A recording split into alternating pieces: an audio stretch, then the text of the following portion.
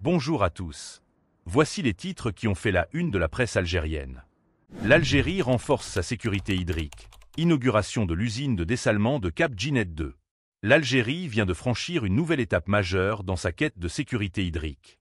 Le président Abdelmadjid Tebboune a inauguré ce mardi 11 mars 2025 l'usine de dessalement d'eau de mer Cap Djinet 2, située dans la wilaya de Boumerdès. Cette infrastructure stratégique, d'une capacité de production de 300 000 m3 par jour, s'étend sur 18 hectares. Elle permettra d'alimenter en eau potable non seulement la wilaya de Boumerdès, mais aussi plusieurs wilayas limitrophes. Ce projet s'inscrit dans un programme national ambitieux visant à construire 5 grandes stations de dessalement dans les wilayas d'El Tarf, Béjaïa, Boumerdès, Tipaza et Oran. Chacune de ces usines a une capacité de production de 300 000 m3 par jour. L'investissement total pour ces projets s'élève à 2,4 milliards de dollars. Réalisées en un temps record, ces usines illustrent l'expertise nationale et l'utilisation de technologies de pointe. Elles visent à renforcer la sécurité hydrique du pays et à répondre aux besoins croissants en eau potable de la population. Lors de l'inauguration, le président Tebboune a souligné l'importance de ces réalisations dans le contexte de la commémoration du 70e anniversaire du déclenchement de la Révolution de libération. Il a exprimé sa fierté de voir les rêves des martyrs de la Révolution se concrétiser, particulièrement en ce mois de mars, mois des Chouhada. Le chef de l'État a également mis en avant le caractère entièrement algérien de ces projets. De l'étude à la réalisation, en passant par les techniciens, les cadres et les travailleurs, tous sont algériens. Cette réalisation en un temps record de 26 mois est, selon lui, le rêve de tout Algérien. Le président a félicité les citoyens pour cette réalisation d'envergure, réaffirmant que la satisfaction des besoins des citoyens à travers l'ensemble du territoire national est sa principale préoccupation. Il a également rappelé que ces usines de dessalement visent à pallier les conséquences du manque de précipitations et à préserver la nappe phréatique. La wilaya de Boumerdès, qui avait accusé un certain retard pendant la période de la tragédie nationale dans les années 1990, commence aujourd'hui à bénéficier de différents projets de développement. En conclusion, le président Tebboune a renouvelé ses remerciements à l'ensemble des cadres et travailleurs pour tout ce qu'ils ont accompli dans le cadre de la concrétisation de ce projet. Il a souligné que l'Algérie est sur la bonne voie pour rattraper le retard accusé dans tous les domaines et rejoindre les pays émergents et avancés.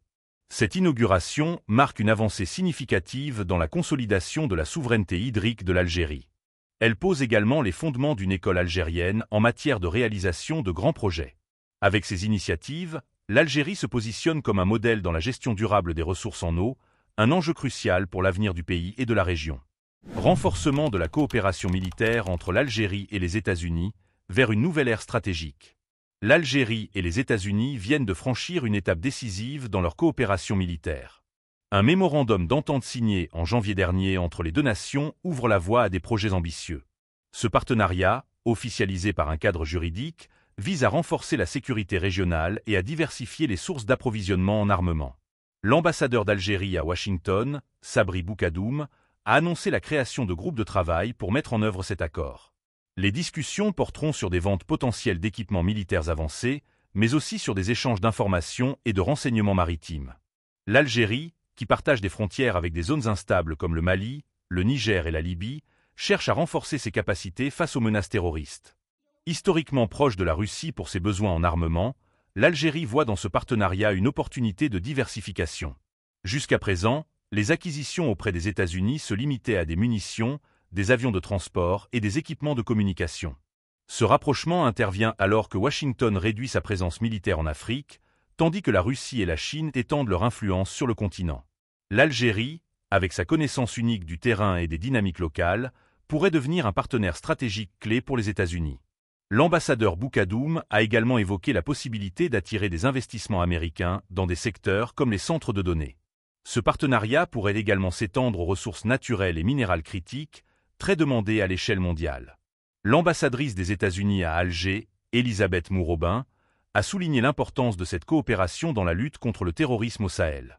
Les États-Unis reconnaissent les capacités de l'Algérie en matière de sécurité, comme en témoigne une récente mission de libération d'otages. Ce renforcement des liens militaires pourrait redéfinir les équilibres stratégiques dans la région. L'Algérie, en consolidant ses relations avec les États-Unis, pourrait jouer un rôle central dans la stabilisation du Sahel. Ce partenariat, bien que conclu sous l'administration Biden, semble prometteur, même en cas de changement politique à Washington. L'ambassadeur Boukadoum a affirmé que l'Algérie travaillera avec toute administration américaine, en mettant en avant les avantages d'une coopération renforcée. Cette nouvelle ère de collaboration pourrait non seulement renforcer la sécurité régionale, mais aussi ouvrir des opportunités économiques et technologiques pour les deux nations. L'Algérie plaide pour le droit à l'énergie nucléaire pacifique et appelle à l'aide pour Gaza. L'Algérie a récemment réaffirmé son engagement envers l'utilisation pacifique de l'énergie nucléaire.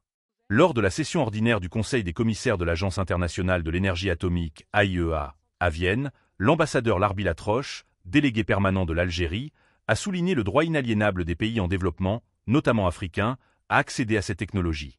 Cette revendication vise à promouvoir le développement durable à travers des applications nucléaires dans divers secteurs. L'Algérie, pionnière dans ce domaine, a mis en place plusieurs initiatives pour renforcer sa coopération avec l'AIEA. Le programme cadre national 2024 à 2029, par exemple, priorise l'agriculture, les ressources hydrauliques, l'alimentation et la santé, notamment la lutte contre le cancer. Ce programme s'inscrit dans les orientations du président Abdelmadjid Tebboune. L'Algérie joue également un rôle clé dans le renforcement des capacités des pays africains en matière de technologie nucléaire pacifique. Le pays forme des experts dans ses centres de collaboration désignés par l'AIEA. Cette formation est essentielle pour permettre aux pays africains de bénéficier des avantages de l'énergie nucléaire dans des domaines cruciaux comme la santé et l'agriculture. L'Algérie a également mis en avant la cause palestinienne lors de cette session. L'ambassadeur Latroche a appelé l'AIEA à adopter un programme d'urgence pour fournir des équipements thérapeutiques et de diagnostic nécessaires à Gaza. Cette demande intervient après la destruction systématique des infrastructures de santé dans la bande de Gaza, y compris les hôpitaux spécialisés dans le traitement des patients atteints de cancer. L'Algérie, en tant que défenseur des droits légitimes des peuples touchés par les conflits, a souligné l'importance de cette aide humanitaire. L'engagement de l'Algérie envers l'utilisation pacifique de l'énergie nucléaire et son soutien aux pays en développement montrent son leadership dans la promotion du développement durable. Le pays continue de plaider pour un accès équitable et inconditionnel à cette technologie, tout en renforçant la coopération internationale. L'appel à l'aide pour Gaza souligne également l'importance de la solidarité internationale dans les situations de crise humanitaire. L'avenir nous dira si ces initiatives porteront leurs fruits et si d'autres pays suivront l'exemple de l'Algérie dans cette quête de développement durable et de paix. Michel Onfray, l'Algérie, une menace pour la France? Une analyse controversée. Le philosophe Michel Onfray a récemment déclaré que la principale menace pour la France ne viendrait pas de la Russie, mais de l'Algérie. Une déclaration qui a suscité de vives réactions. Ce samedi 8 mars, sur CNews, Michel Onfray a affirmé qu'Emmanuel Macron se trompait d'ennemi en désignant Vladimir Poutine comme une menace. Selon lui, le véritable danger pour la France résiderait dans le régime algérien. Il a notamment évoqué la situation de Boualem Sansal, un écrivain franco-algérien détenu en Algérie. Onfray a également critiqué l'attitude du gouvernement algérien face aux demandes françaises, notamment concernant les OQTF, obligation de quitter le territoire français. Le philosophe a également accusé Emmanuel Macron de ne pas participer à certaines manifestations contre l'antisémitisme pour éviter de heurter la rue algérienne. Onfray estime que la menace pour la sécurité des Français ne vient pas des chars russes, mais des actes de violence et des discours de haine en provenance d'Algérie. Il a conclu en affirmant qu'il était inacceptable de ne pas reconnaître cette menace. De son côté, Emmanuel Macron a récemment désigné la Russie comme une menace directe pour la France et l'Europe. Il a accusé Moscou de violer les frontières, de manipuler des élections et d'organiser des attaques numériques contre des hôpitaux. Les relations entre la France et l'Algérie se sont dégradées ces derniers mois. Les tensions portent sur des sujets comme le Sahara occidental, l'arrestation de Boualem Sansal, et le refoulement de ressortissants algériens expulsés de France. Les propos de Michel Onfray ont suscité des réactions mitigées.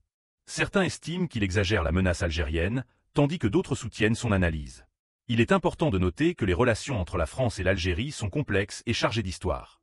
Les tensions actuelles nécessitent un dialogue constructif pour éviter une escalade. Les déclarations de Michel Onfray soulèvent des questions sur la perception des menaces extérieures par la France. Elles mettent également en lumière les défis diplomatiques auxquels le pays est confronté. En conclusion, la situation entre la France et l'Algérie reste tendue. Les propos de Michel Onfray ajoutent une nouvelle dimension à ce débat complexe. Il est essentiel de suivre l'évolution de cette situation pour comprendre les implications futures. Les experts appellent à la prudence et à la diplomatie pour apaiser les tensions. La France et l'Algérie doivent travailler ensemble pour surmonter leurs différends et construire un avenir plus stable. Les citoyens des deux pays attendent des solutions concrètes pour résoudre ces conflits. La communauté internationale observe également cette situation avec attention. Les prochains mois seront cruciaux pour déterminer l'évolution de ces relations. Les deux pays doivent faire preuve de bonne volonté pour avancer vers une réconciliation. Les enjeux sont importants, et il est essentiel de trouver des solutions durables. La France et l'Algérie ont un rôle clé à jouer dans la stabilité de la région. C'était l'actualité du jour. Merci de nous avoir écoutés.